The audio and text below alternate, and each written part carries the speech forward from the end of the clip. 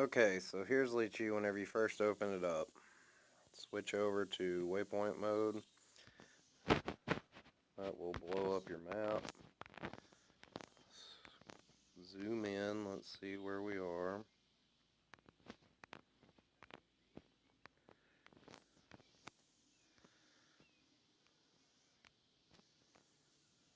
Alright, so there's Garden Valley Golf Course. Say we were going to do a golf course waypoint mission here. First, we'd figure out where we're going to start from.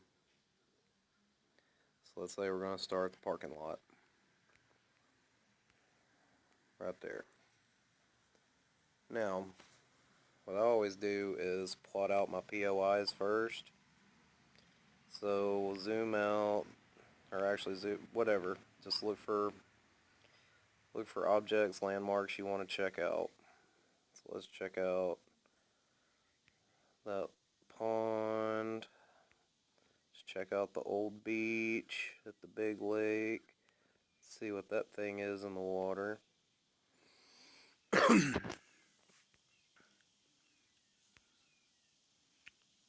go check out this lake. Oh, look at that green. And this one over here. Okay. So let's zoom back out. Now we see at POI 1, that's where our starting point is. You don't have to leave that. You don't have to leave that POI there. That's just a reference point. So I'm going to go ahead and take that off.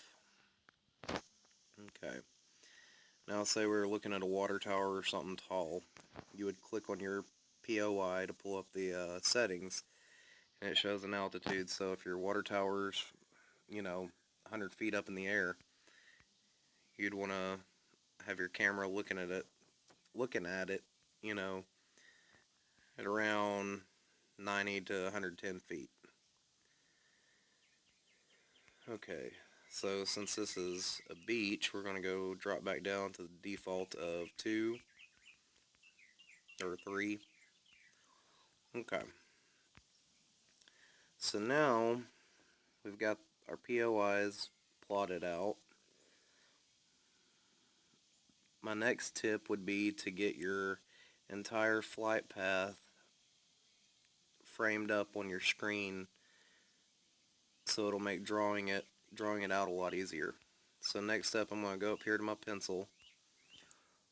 I'm going to start over the parking lot, and we're just going to do a round trip circular waypoint mission. So we're just going to start drawing from the parking lot. We're going to go around here, go through here, and come back around. Now you can see I went over on I-20. Not a big deal. I'll show you why here in a minute. Now, as soon as we let go, after we draw out our waypoint flight path, it pops up our batch waypoint settings. That means the settings, the basic settings for all the waypoints in the mission. I have mine set up at a waypoint spacing of 360 feet. That gives me a lot of playroom from going, like doing small waypoint missions up to larger waypoint missions. I'll still have enough. My spacing will be right to where I won't run out of waypoints while I'm drawing it out. You can only have up to 99. This is showing 45 waypoints. Okay, altitude. Altitude setting. We know about that one, so we're going to bump that up. I'm going to say 239. Out here, from where I'm taking off at the parking lot, I'd feel comfortable at an altitude of 150, 160 feet. That's going to be well above the treetops, but still close enough to get pretty neat footage. Speed. It says use cruising speed. Cruising speed's covered in another window here in a minute. Another setting window here in a minute. Heading north, don't worry about that. Gimbal pitch mode. Focus POI. Make sure that is on focus POI. That's the only settings you have to do here. So let's click OK. Now, you can see all of our waypoint arrows and what direction they're facing. So that's the direction your camera is going to be facing. It's going to focus at the nearest POI, and it'll keep tracking that POI until it comes up to another one that gets, closer to it. So as you can see, as this goes around from number 1, starting at 1, going up, it's checking out POI 1, then it transfers over to POI 6 at waypoint 8 to 9. That's where it makes the turn. That should be a good, nice, smooth turn through there. Not a lot of crazy fast action or anything. It's not going to look ugly, in other words. So now you can see at waypoint 15 to 16, it makes another turn from POI 6 to POI 4. Okay, so check this out. We're going to click on POI 1. Waypoint 1 or 2. Here we go. Here's where you can really see what's going on with your gimbal. Check out gimbal pitch. It's still in focus POI, but now it's showing you the degrees that the gimbal's looking. So it's at -9, so that means it's looking down 9 degrees. Let's go ahead and advance to waypoint 3. Now it's at -12. So it's getting closer to POI 1 and above it more, so it's going to have to look down further the closer it gets to it. So now we're at waypoint 6 and it's at -19 degrees. Oop. Let's go back here. Okay, waypoint 6. -19, let's keep going. Now we're at -16 because we're getting away from it at waypoint 8, -12. Okay, so at waypoint 8, we're still looking at POI 1. Let's go to waypoint 9. Here's where our turn's going to happen. Now we're at -15, looking at POI 6. So that tells you, that just shows you how it determines which POI to look at, how far down the gimbal's pitching whenever it's looking, that kind of thing. Okay, so let's get out of that. Now, before you run this, you want to make sure that you've got nice smooth turns, or smooth enough to where it's not going to make your gimbal freak out. You can actually see on one of my earlier waypoint mission videos where my gimbal just totally freaked out at the end.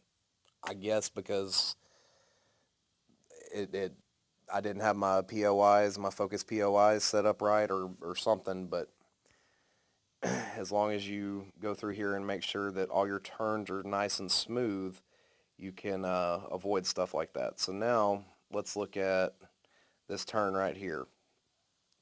Waypoint 28 to 29, POI 5 to 2. What you're going to want to do here, click on waypoint 28. Now at the top left of this purple window, click plus.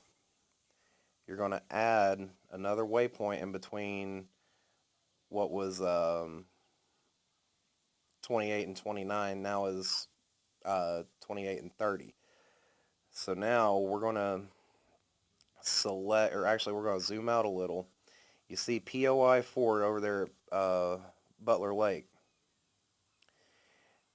So that POI is clockwise of POI 5. POI 4 is clockwise of POI 5.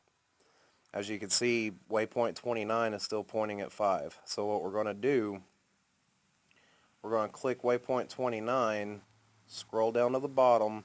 You see it says POI, and then it has 5. We're going to click on that, go to 4. What that's going to do, it's going to force your Phantom at 28. After it gets past waypoint 28, it's going to immediately start turning clockwise to POI 4 over there, and that's going to influence it to keep turning clockwise by the time it gets to waypoint 30 here. and looking at number 2 again. So you see that dramatically softened that turn. Okay, so let's look for another bad turn. Here we go, 35 to 36. At waypoint 35, we could go ahead, yeah, okay, here's a really good example. 35, 36, and 37, you see what it does. POI 1 is closer to waypoint 36 than POI 3 is, or that's what it thinks. So what we're going to do to fix this problem, we're going to click on 36, scroll to the bottom, change it from POI 1 to POI 3. Now, we close that out. Now we've smoothened up our line again. And the really cool shots, what I would like to see with these waypoint missions is like coming through waypoints 38 to 41. It's going to make that real slow, long turn. And then at 41 through 44, it's going to be going backwards and still be tracking on POI 3 over there. So that, that whole 37 through 44, that's just going to be a really cool, neat in and out shot. You know what I mean? Okay. So let's look at all this again. Everything looks pretty good. Now, let's go ahead and click on our left-hand side over here, our mission settings. Here's where our speeds come into play. Actually, let's just start from the beginning. Heading mode. Make sure that is waypoint defined. That means that it's always going to be looking at the next waypoint. Finish action. If I'm doing a circular waypoint mission, I'm going to have it set to go back to first waypoint.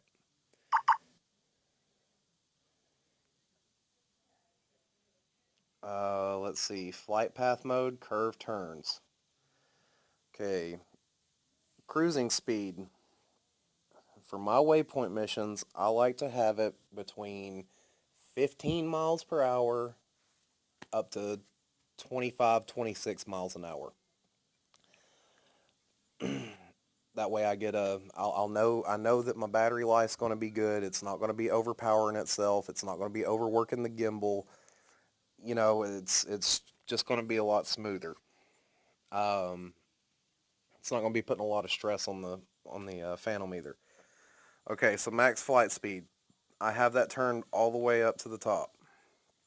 And the reason being, if I see trouble coming or I want to speed it up, a rain cloud's coming, there's an airplane coming in the vicinity, I want to be able to crank that all the way up if I know that, I can get it out in time but still complete my waypoint mission. If I know I can't get it out in time, that's when I go ahead, go up to my top left, put it back into FPV, flip my function switch up to GPS and bring it back. That way it'll stop the waypoint mission right there on the spot. Okay. So say if you're doing like a one-way waypoint mission where you're going to launch it from your property or whatnot, then drive up the road a couple miles and pick it up, that's when you would change your finish action to none. That way it would just stay there. It would stay at that last waypoint. Okay. Curve turns. I like curve turns because, I like curve turns for if you're doing filmography stuff. I could understand if you wanted hard turns for mapping or plotting or whatever. But for just filming, making videos or whatever, I'll do just straight up curve turns on that. Default curve size 75%. Okay, rotations direction managed. That means that it's gonna do all its turns on its own. Default gimbal pitch mode, once again, focus POI. Whenever you get done plotting out your mission, go ahead, click the save button, enter a name for it, save it out. Not a big deal.